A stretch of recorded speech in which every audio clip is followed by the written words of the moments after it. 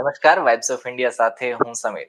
આપણા જીવનની આપણે વાત કરીએ તો અત્યારની જનરેશન મુજબ જો આપણે જોઈએ તો સવારે ઉઠવાનું, ઓફિસ જવાનું, કામ કરીને આવવાનું, ઘરે જવાનું, સૂઈ જવાનું, પાછું એને રિપીટ કરવાનું. પણ આ બધાની વચ્ચે જો આપણને કંઈક જીવાડતું હોય, આપણને આપણું જીવન જે છે એનો ઉદ્દેશ્ય આપતું હોય, આપણું જીવન માણવા માટે આપણને મોટિવેટ કરતું હોય, તો એ કળા છે. એ ચાહે સંગીત હોય, કવિતા હોય, શાયરી હોય કે જે કંઈ પણ હોય, એ છે માણસને અંદરથી મતલબ જીવાડે છે કે જીવન શું છે, જીવવા માટેનો એક ઉદ્દેશ્ય આપે છે. અને આ વાત અત્યારે એટલા માટે કરી રહ્યો છું કારણ કે વાત અત્યારે કવિતાની કરવી છે. એક કોન્ટ્રોવર્સી સામે આવી છે. મેહુલભાઈ દેવકલા જે કવિ છે, ગુજરાતી કવિ છે, એમની કવિતાની સાથે પ્લેજરિઝમ કરવામાં આવ્યું એવી રીતના એમણે આક્ષેપ કર્યો છે. એમણે બે કવિતા લખી છે જેનું નામ છે ટુ સિટીઝ અને એક છે તમરાનું સંગીત. આ બંને મિક્સ કરી અને કવિતા બનાવવામાં આવી છે જેનું નામ છે સિકાડા. અને એક બનાવી છે ગૌતમભાઈ વેગડાએ, જે સ્કોલર છે, પીએચડી કરી રહ્યા છે અને અંગ્રેજીમાં કવિતા લખે છે. એટલે અનિલભાઈનો આક્ષેપ, મેહુલભાઈનો આક્ષેપ એવી રીતના છે કે આમણે પ્લેઝરિઝમ કર્યું છે. અને મેહુલભાઈ સાથે જ વાત કરવી છે કે આ વિષય પૂરેપૂરો શું છે.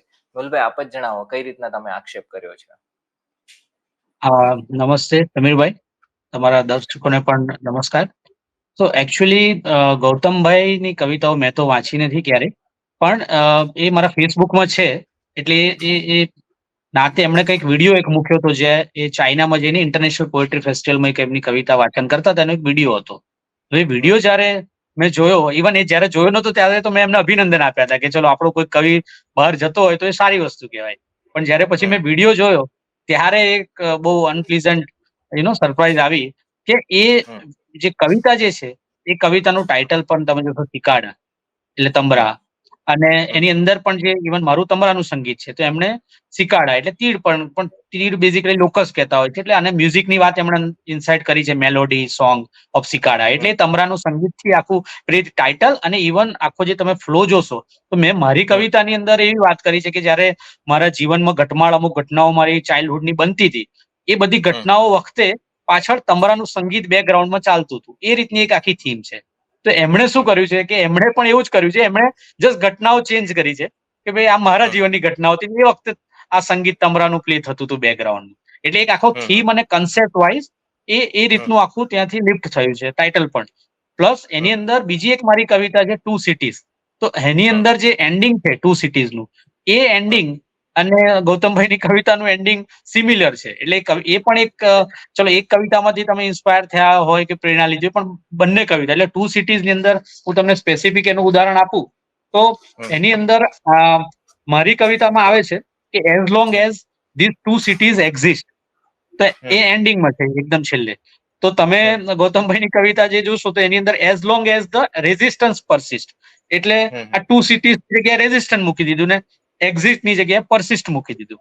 એટલે આ તો સિનોનિમ્સ કે થોડા એ પ્રકારના જ વાક્યો ને એ રીતે જ કવિતા એન્ડ થાય છે એમની પણ. અને બીજું પણ એ છે કે એક ત્યાં મારામાં એક ઇમેજ આવે છે કે read and write in a lonely utter peace, રાત્રિમાં. તો એ પણ એમની અંદર એક રીડિંગ અને રાઇટ એ રીતનું આવે છે. પછી તમરાના સંગીતમાં મેં લખ્યું છે થોરની, સોરી ટુ સિટીઝમાં આવે છે કે થોરની પાથની વાત છે. તો એમણે એ આખું ડસ્ટી રોડની રીતે, એટલે સિનોનિમ્સની રીતે કરી અને આખું ભળતા શબ્દો, આખો કન્સેપ્ટ, આખો ફ્લો, ઇવન જે રીતે કવિતા જાય છે ને જે રીતે એન્ડ થાય છે, એ આખું જ આમ દેખીતી રીતે જેને કવિતાને થોડું ઘણું પણ જ્ઞાન હોય એ સમજી શકે કે આ બે કવિતાઓમાં બહુ સિમિલારિટી છે. અને મારી બે કવિતાઓ એમની એક કવિતામાં રિફ્લેક્ટ થઈ રહી છે. એટલે મૂળ વાત તો એ જ છે કે એ આખું ઓરિજિનાલિટીનો ત્યાં આખો જે છે એ આ ભંગ થઈ રહ્યો છે એમના દ્વારા. એટલે એ ઓરિજિનલ કવિતા નથી એમની. અને જે મારી એક ગુજરાતી કવિતા છે એમાંથી આ મેન તમરાનું સંગીત, એમાં એક ધારું સતત એક જ લય એક જ ગતિથી ચાલ્યા કરે છે તમરાનું આ સંગીત.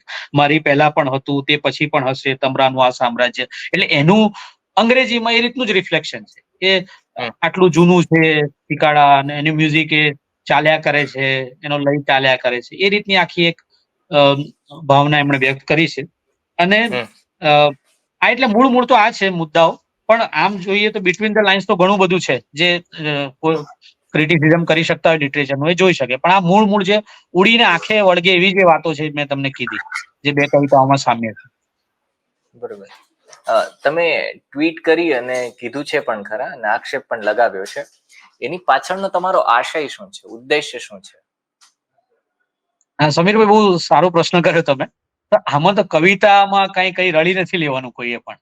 એટલે કવિતામાં તો એવું છે કે આ તમારી પોતાની એક અભિવ્યક્તિ હોય છે. કવિતા તો આવે ને ના પણ આવે. એટલે એમાં તો તમારે સ્ટ્રગલ કરવી પડે એક એક લાઈન પાછળ. હવે જયારે ગૌતમભાઈ મને જાણવા મળ્યું કે એકદમ નવા જ કવિ થયા છે, તો એ એટલે થોડા વખતથી ને આ મારી કવિતા તો 2015માં, એટલે લગભગ 9 વર્ષ ઉપર થઈ ગયું. ત્યારની ઓલરેડી પબ્લિશ છે, ઘણી જગ્યાએ પબ્લિશ થઈ છે, ટ્રાન્સલેશન થયા છે. તો એમાં એવું છે કે કવિતા કોઈક નવો કવિ કરતો હોય તેને એને ગમતી કવિતા હોય કે એને ક્યાંક વાંચી હોય તેને સહજ મન થાય કે આપણે પણ આવી કવિતા લખીએ. પણ પછી એની અંદર એક શોર્ટકટ ની એક આદત પડી જાય કે ભાઈ ચલો ઇન્સ્પાયર થઈને તમે એમણે એક્સેપ્ટ જ કર્યું છે કે આ સિમિલારિટીઝ છે. એમણે રિપ્લાય કર્યો છે મારી પોસ્ટનો FB પર, ત્યાં એમણે એક્સેપ્ટ કર્યું છે કે સિમિલારિટીઝ છે, પણ એમણે સાથે એવો ક્લેમ કર્યો છે કે આ તો ફક્ત એક કોઇન્સિડન્સ છે. એટલે હવે તમે કોઇન્સિડન્સ કહીને પછી છૂટી જાવ તો આ તો શોર્ટકટ બહુ ઈઝી છે. અને બધા જણે બધાની કવિતા ના વાંચી હોય તો ઘણીવાર તમને બીજાની કોઈ કવિતાથી ઇન્સ્પાયર થઈને કવિતા વાંચો તો તમને વાહવાહી પણ મળે અને તમને ઇનામ અકરામ પણ મળી જાય. પણ એ ખરેખર અનૈતિક વસ્તુ છે. એટલે જયારે કોઈક નવો કવિ આવતો હોય ને આવું કોઈક પ્રેક્ટિસ થતી હોય તો મારો એક મને આપત ધર્મ લાગ્યો કે આ વાત તો બહાર મૂકવી જોઈએ, જેથી ઇવન એકલા ગૌતમભાઈ ને બીજા કોઈ પણ કવિ આવું કરી રહ્યા હોય ને કોઈના ધ્યાનમાં ના આવતું હોય તો એ વસ્તુ અટકે એમ બેઝિકલી. એટલે પબ્લિક ડોમેનમાં મૂકવાનો આશય માત્ર આટલો જ છે કે આ એક જે રોંગ પ્રેક્ટિસ છે એ બંધ થાય.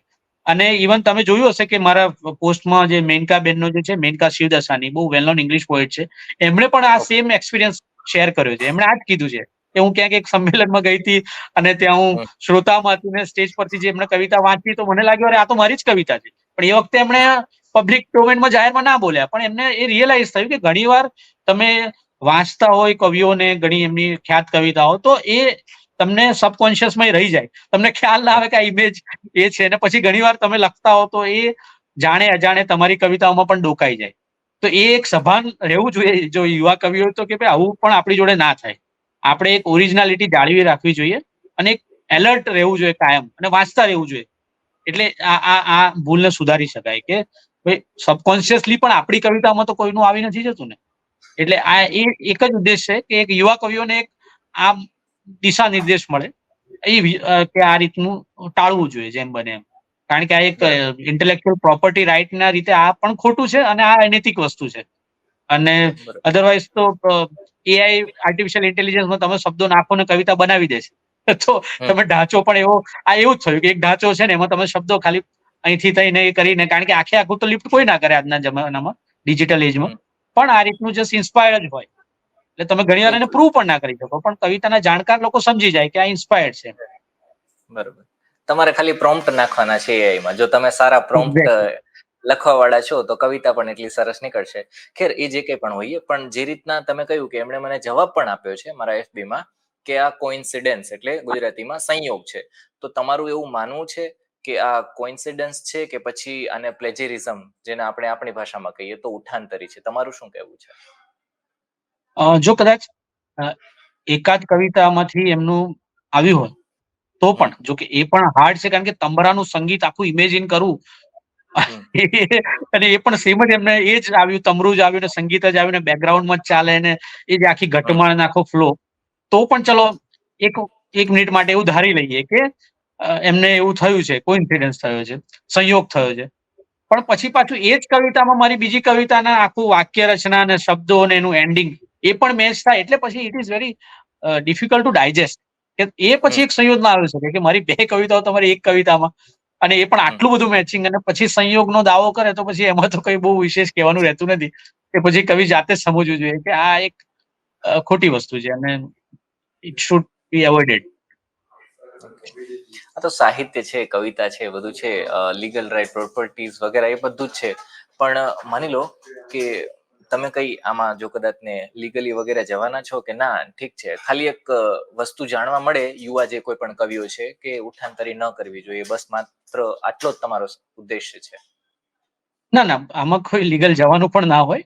આ તો જસ્ટ એક દિશા નિર્દેશ તરીકે ને એક મિત્ર ભાવે કે કોઈક નવો કવિ આવતો હોય, ભલે હું એને જાણતો ના હોઉં, પણ આ એક ખોટી વસ્તુ છે ને ટાળવી જોઈએ. અધરવાઇઝ આની પાછળ કઈ એને લાંબુ કરવાનું પણ ના હોય. મારો આને કઈ સ્ટ્રેચ કરવાનો ઉદ્દેશ્ય પણ નથી. પણ આમાં ઘણી વાર એવું થાય છે કે આ તો ચલો કવિતાની વાત છે, પણ ઘણીવાર તમે જોતા હશો છાપામાં આવે છે કે આખી ફિલ્મ સ્ક્રિપ્ટ લોકો કોપી કરી લે છે, કે ફિલ્મોનો કન્સેપ્ટ કોપી કરી લે છે. પછી ત્યારે સ્ટેક બહુ મોટો હોય, કરોડો રૂપિયા લોકોની નોકરીઓ સંકળાયેલી હોય, એડિટર, ડાયરેક્ટર્સ, ત્યારે પછી એ લોકોને ફરજ પડી જતી હોય કે જવું પડે.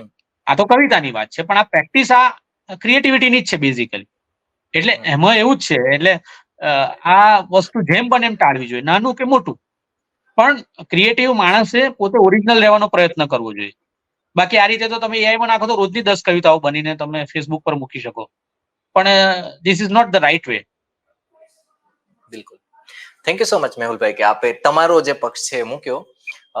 અમે સામેનો જે પક્ષ છે એ પણ મૂકવાના છીએ અને પછી બંને પક્ષને બિલકુલ. રજૂઆત કરવાના છીએ. Thank you so much Mehulbhai.